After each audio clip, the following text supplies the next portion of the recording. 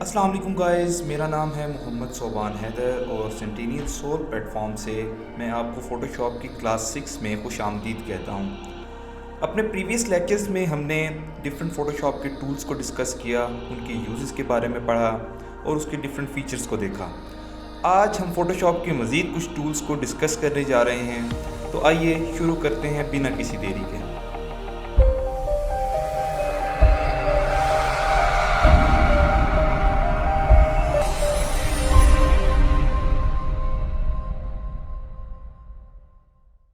आज जो फ़ोटोशॉप के हम टूल्स डिस्कस करने जा रहे हैं, ये टूल्स हमारे पास फ़ोटो एडिटिंग में बहुत हेल्पफुल साबित होते हैं। इन टूल्स को हम मल्टीपल पर्पज़ के लिए इस्तेमाल कर सकते हैं अपने नीड के हिसाब से। तो जैसे कि मैंने यहाँ पे एक इमेज लिया हुआ है और आप इस इमेज में देख सकते हैं कि इसके फेस के ऊपर ये डॉट्स हैं, ये स्पॉट्स हैं, और आज हम इन टूल्स की मदद से ये स्पॉट्स ख़त्म करने वाले हैं। तो इन टूल्स में जो सबसे पहला टूल मैं आपको बताना चाहूँगा वो है हमारे पास यहाँ पे पैच टूल।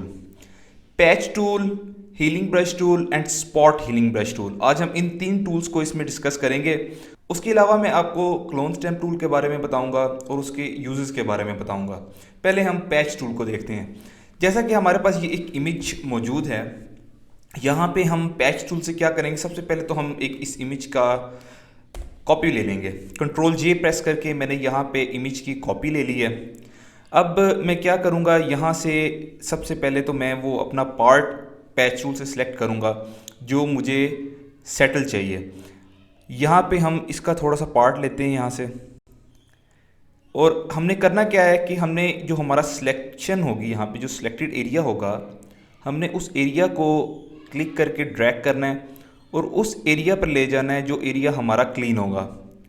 ये देखें, अब यहाँ पे हमने इसे क्लीन एरिया पे ड्रैग किया तो ये एक हमारे पास एआई टूल है जिसने यहाँ से ऑटोमेटिकली यहाँ से उस स्किन को जो है वो रेफर्निश कर दिया।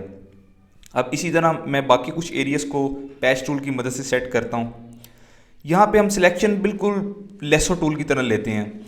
फ्री हैंड आप इसको यूज़ कर सकते हैं, अपनी मर्ज़ी से जो मर्ज़ी शेप ड्रॉ कर लें, जिस मर्ज़ी एरिया को सिलेक्ट कर लें और उसे क्लिक एंड ड्रैग करके आप उसे सेट कर सकते हैं।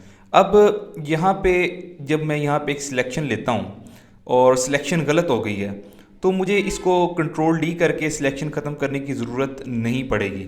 मैं क्या करूँगा, इसको ऐसे ही छोड़ूंगा और यहाँ से फिर से एक नई सिलेक्शन लेना शुरू कर दूंगा और ये ऑटोमेटिकली पिछली सिलेक्शन को ख़त्म कर देगा।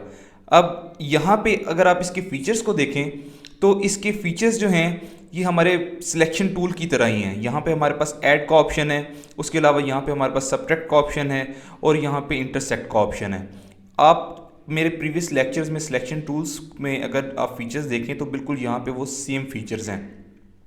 यहाँ से हम इसको क्लिक एंड ड्रैग करेंगे तो ये इसी तरह इसको सेट करता जाएगा।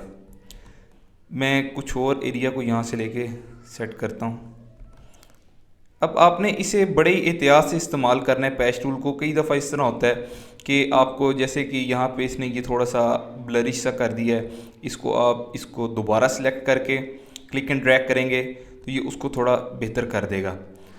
एट वंस आप कोई भी चेंज जो है वो इमेज के डिफरेंट पार्ट्स में एक तरह नहीं लेकर आ सकते। आपको उसके लिए डिफरेंट टेक्निक और डिफरेंट तरह की सिलेक्शन लेके उसको सेट करना होगा। अब पैच टूल्स के अलावा भी इस काम को करने के लिए हमारे पास कुछ और टूल्स हैं। उसमें हमारे पास दूसरा टूल जो है वो है healing brush tool. Healing brush tool ये एक ब्रश की तरह है। यहाँ पे अगर आप इसको राइट क्लिक करें तो इसकी प्रॉपर्टीज़ भी ब्रश की तरह है। यहाँ से आप इसका साइज़ इंक्रीज़ डिक्रीज़ कर सकते हैं, हार्डनेस जो है इसकी इंक्रीज़ डिक्रीज़ कर सकते हैं, इसकी स्पेसिंग आप इंक्रीज़ डिक्रीज़ कर सकते हैं। तो इसी तरह मैं यहाँ से इसको एक डिफ़ॉल्ट लेता हूँ। ये देखें, यहाँ पे अब ये क्या कर रहा है कि मैं जब क्लिक करता हूँ तो ये कहता है कि alt click to define a source point to be use to repair the image. हमने हीलिंग ब्रश टूल में एक सोर्स पॉइंट लेना होता है और उस सोर्स पॉइंट को हम सिलेक्ट करके जो हमने एरिया हमने हील अप करना है वहाँ पे हम क्लिक करेंगे।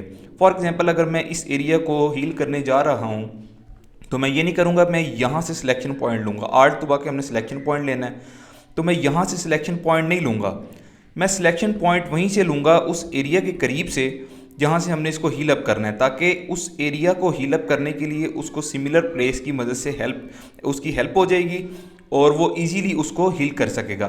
फॉर एग्जांपल मैं आर्ट दबा के यहाँ से इसको एरिया सेलेक्ट करता हूँ, सोर्स डिफाइन करता हूँ और यहाँ पे मैं इसको क्लिक करता हूँ। ये देखिए उसने कितना जेंटली उस चीज़ को जो है वो रिपेयर कर दिया है। इसी तरह मैं कुछ और यहाँ से एरिया जो है, अब देखिए अब हम इसको यहाँ से रिपेयर करते जा रहे हैं और हमें बार बार सोर्स नहीं लेना पड़ रहा। हीलिंग ब्रश टूल में हम एक ही दफ़ा अगर करीब करीब के एरिया को हील अप करना चाह रहे हैं तो एक ही दफ़ा उसके सिमिलर एरिया से, क्लियर एरिया से हम सोर्स सेलेक्ट करेंगे और उस अपनी रिक्वायर्ड प्लेस को रिपेयर करते जाएंगे। ये देखें कितना स्लाइटली जो है अपनी आर्टिफिशियल इंटेलिजेंस से ये इसको सेट करता जा रहा है। अब इसके बाद हमारे पास जो थर्ड हीलिंग टूल है वो हमारे पास है spot healing brush tool. Spot healing brush tool क्या करता है, अब इसमें आप यहाँ देखेंगे, हम यहाँ डायरेक्ट क्लिक करेंगे तो ये ऑटोमेटिकली जो है उसको उसने हील अप कर दिया। अब इसी तरह मैं अगर हमें यहाँ पे हील करने के लिए सोर्स लेने की ज़रूरत नहीं है स्पॉट हीलिंग ब्रश टूल में। अब मैं इसको यहाँ से ड्रैग करता जाऊँगा तो देखिए वो ड्रैग करने से क्या होगा, वो उस टोटल एरिया को उसने क्लियर कर दिया। मैं यहाँ से इसे ड्रैग करूँगा तो उसने उसको क्लियर कर दिया। अब देखिए मैं यहाँ से बहुत ज़्यादा ड्रैग करता हूँ, मैं चाहता हूँ कि एक ही दफ़ा में जो है ये सारा मैं इस एरिया को क्लियर कर लूँ। तो इससे होगा क्या,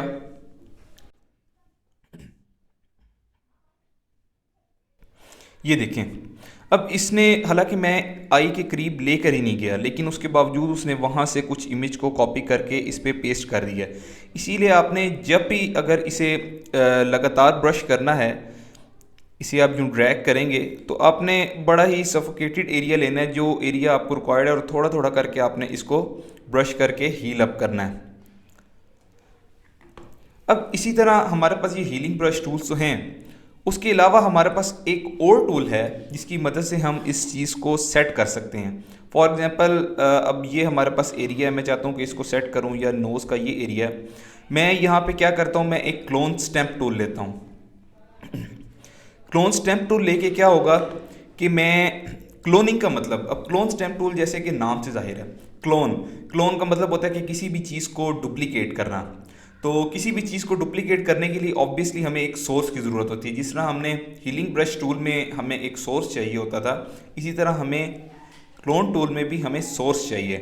तो मैं यहाँ से इसी तरह करीब करीब वाला सोर्स लेता हूँ, यहाँ से सोर्स लेके मैं इसको ये करता हूँ, ये देखें इसने यहाँ से इसको रिपेयर कर दिया।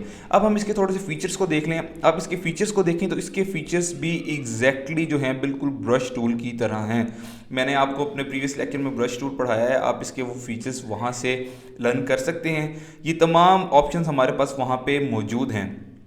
अब इसी तरह मैं इसकी यहाँ से थोड़ा सा हार्डनेस जो है वो लेस करता हूँ। मैं यहाँ से सोर्स लेता हूँ और इसको सेट करता रहता हूँ। अब ये देखिए यहाँ पे थोड़ा सा इसने कलर का डिफरेंस दे दिया है। क्लोन स्टैम्प टूल में इसकी आर्टिफिशियल इंटेलिजेंस इतनी ज़्यादा नहीं होती हीलिंग के लिए, और इसलिए हमें सोर्स जो है वो बार बार डिफ़ाइन करना पड़ता है। ज़रूरी होता है आप इसका साइज़ कम कर लें और इस तरीके से आप इसको कर सकते हैं। अभी फ़िलहाल मैं इसको हीलिंग ब्रश टूल से ही इसको क्लियर अप करता हूं और अपना क्लोन स्टैम्प टूल को मैं एक और इमेज के ऊपर आपको और भी बेहतर तरीके से समझा देता हूं।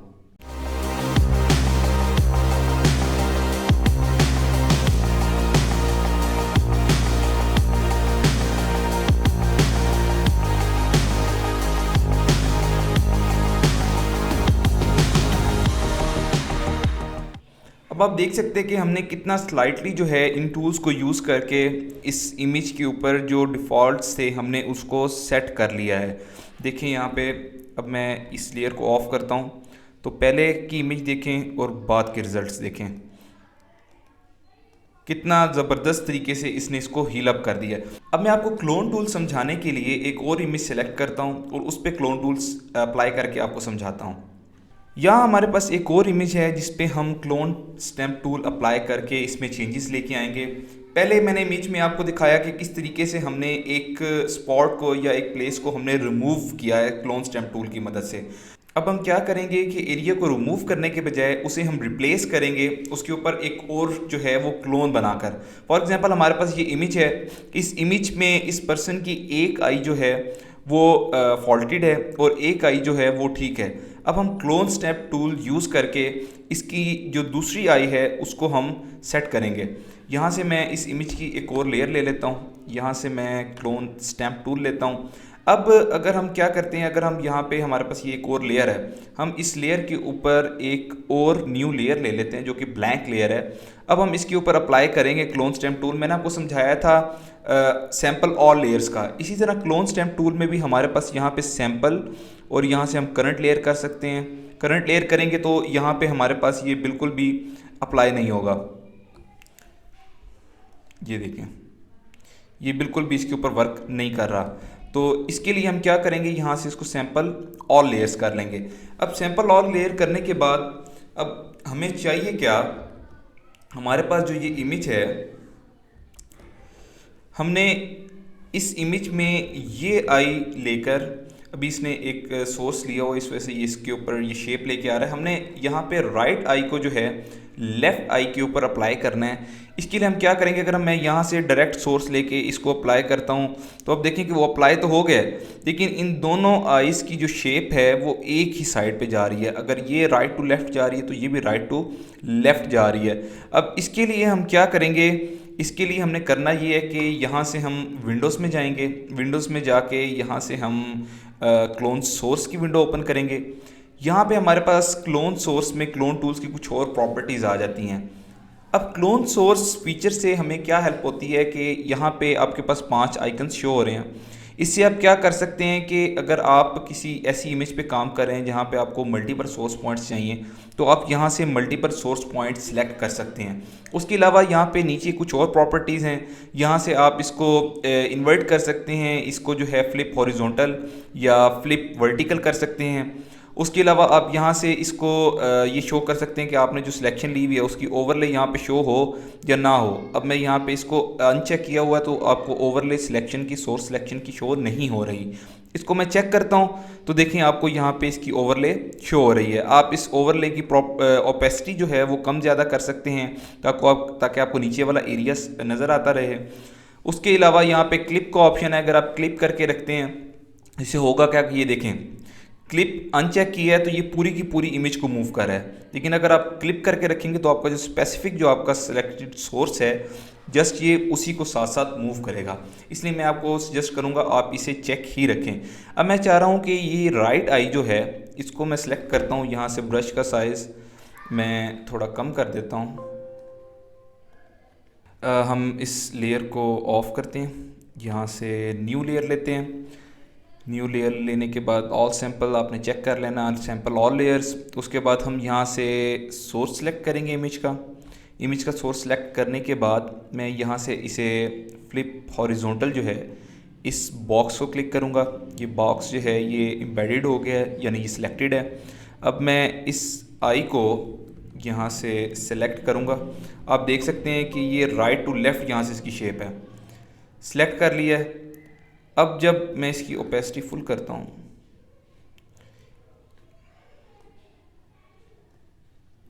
अब ये देखें यहाँ पे जब हम इसे अप्लाई करेंगे तो ये लेफ़्ट टू राइट आ रही है, ना कि राइट टू लेफ़्ट, क्योंकि हमने यहाँ से फ्लिप हॉरिजॉन्टल का ऑप्शन चेक किया हुआ है। अब मैं इसे यहाँ पे अप्लाई करता हूँ।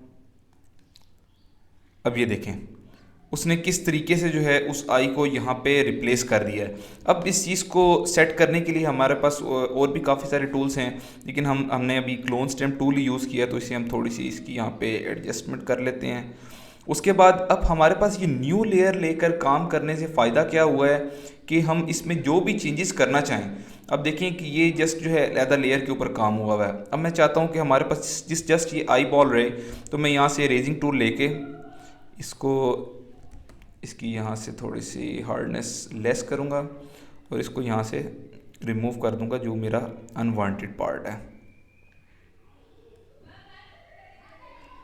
अब यहाँ नीचे से मैं इमेजेस को ऑन करूँगा, ये देखें वो काफ़ी हद तक उससे मर्ज हो चुका है। मैं मज़ीद इसको मॉडिफाई करना चाहूँ तो मैं इसको मज़ीद मॉडिफाई कर सकता हूँ। अब यहाँ पे इसका जो वाइटिश पार्ट है इसको थोड़ा सा इससे मर्ज कर लें। मैं फिर से क्लोन स्टेम टूल लेता हूँ, इसके लिए शॉर्ट की है S। यहाँ से इसका ये पार्ट सिलेक्ट करता हूँ। यहाँ से मैं इसका फ़्लो कम ज़्यादा कर सकता हूँ कि जिस हिसाब से मेरी रिक्वायरमेंट है। फ़्लो के बारे में मैंने आपको अपने ब्रश टूल के साथ बताया था। यहाँ से मैं इसको, ये देखें किस तरीके से हम इसमें मज़ीद और भी चेंजिंग ला के इसको मज़ीद बेहतर बना सकते हैं, लेकिन आपको समझाने के लिए मैंने ये एक छोटा सा रफ सा काम किया है। तो इसी तरीके से आप इन टूल्स को यूज़ करके बहुत सी इमेजेस में मज़े मज़े के चेंजेस ला सकते हैं। तो आई होप आपको आज का लेक्चर पसंद आया होगा। अगर आपका इन टूल्स के बारे में कोई भी क्वेश्चन हो तो आप उसे कमेंट सेक्शन में मेंशन कर सकते हैं, मैं उन क्वेश्चन को आंसर करूँगा। तो इंशाल्लाह नेक्स्ट क्लास में मिलते हैं। सी यू देन, अल्लाह हाफिज़।